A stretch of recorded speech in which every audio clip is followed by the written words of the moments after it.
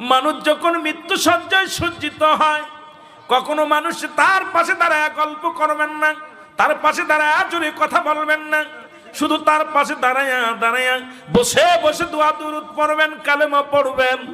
একবার যদি নসিবে হয়ে যায় গো, একবার যদি কপাল ভালো হয়, যদি কালেমা পড়ে ফেলে, একবার যদি তওবা করে ফেলে, হয়তো তার নসিবটা হবে ভালো। এই জন্য মানুষ যখন মৃত্যু সজ্জায় সজ্জিত হয়ে যায়, মানুষ যখন ঘরে পড়ে যায়, তখন তারে কি করবেন? তার পাশে বেশি বেশি করে দোয়া কালাম পড়বেন, কোরআন শরীফ তেলাওয়াত করবেন, সূরা কিরাত পড়বেন, দুরূদ শরীফ পড়বেন, বাবা কালেমা পড়বেন, তওবা করবেন। এই বাজে কথা বলবেন না, দুনিয়াবি গল্প করবেন না, শুধু আল্লাহর দ্বীনের কথা, আল্লাহর রাসূলের সম্মান ওর পাশেই বেশি বেশি করে বলবেন। কারণ শেষ বিদায়